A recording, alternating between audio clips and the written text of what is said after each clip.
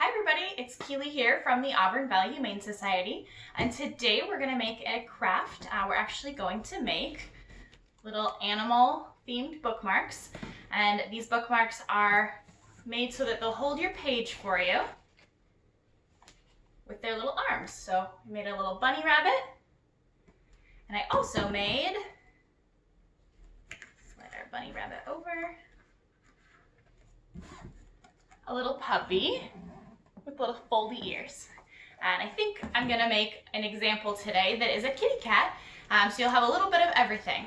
Before you get started, you will need, I'm gonna use some paint sample colors. I have some of these at my house from when we repainted, but you can use construction paper if you've got some construction paper, cardstock. I like these because they'll hold up really well. They've got some harder edges that you can use as a bookmark, and it won't fall apart when you're putting it over the pages.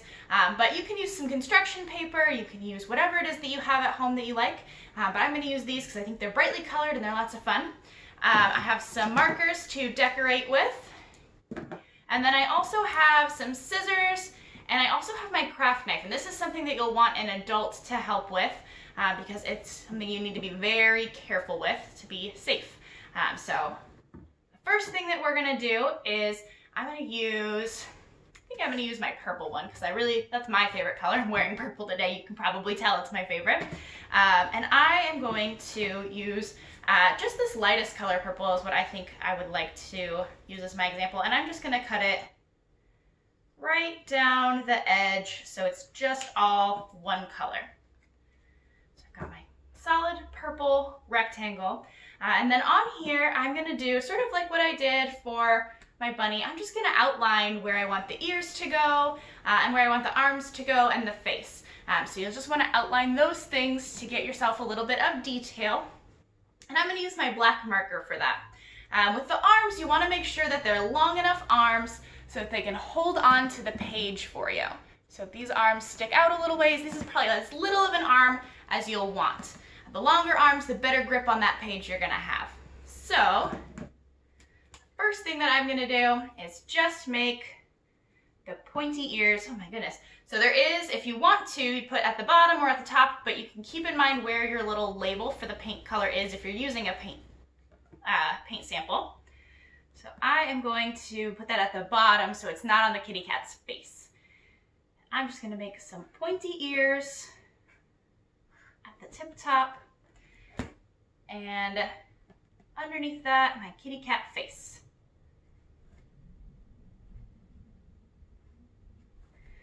And kitty cats need some whiskers.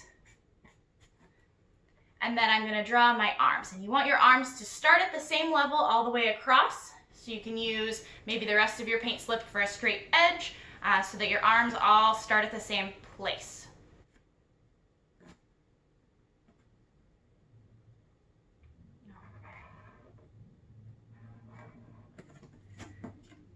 You want the arms to be about the same size, but every kitty's gonna be a little different. There's nothing wrong with a variety. So I just have the outline of my kitty cat face. And I'm gonna use my scissors to cut the outline of the ears so that it's just a nice, even shape.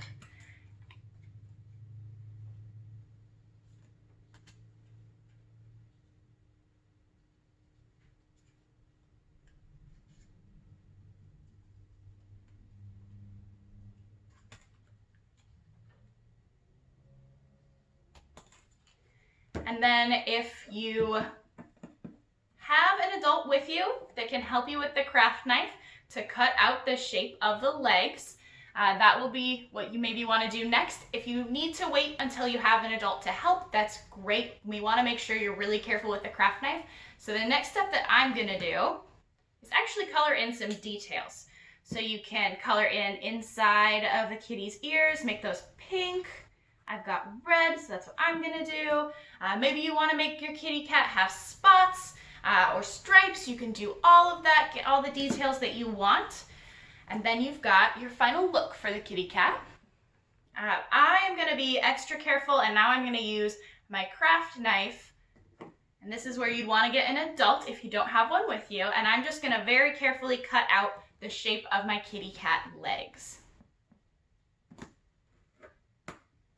And I'm working on a cardboard box right now so that I don't damage up my table. That's why we're in a new place, not at my table. You can use a cutting mat if you have one, whatever you prefer, but you want to make sure, especially if you're just cutting right through the paper, that you've got a surface underneath. And this might take you a couple of outlines. You might need to go a couple of times just really gently with the knife. You want to be really careful though, because craft knives can be a little tricky to get the hang of, and they are very sharp. You want to keep you guys safe, make sure that your fingers are protected.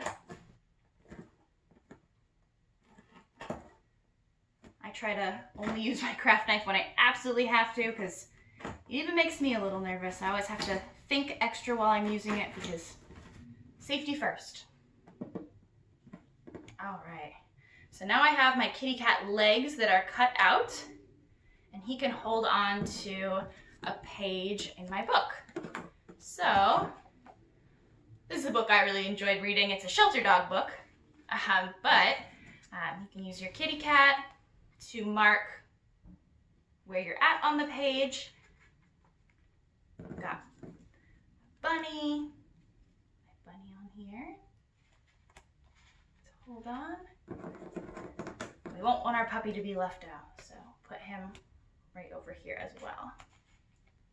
So you can make all different kinds of animal friends to hold onto your page and help you mark, especially one of my favorite things to do in the summer is to read lots of books. So you can get your summer reading started and mark your page with a little animal themed activity. So feel free to share with us what you're reading, what of books that you're working on this summer, and hopefully you're enjoying using your colorful critter bookmarks. So thanks so much for joining us today.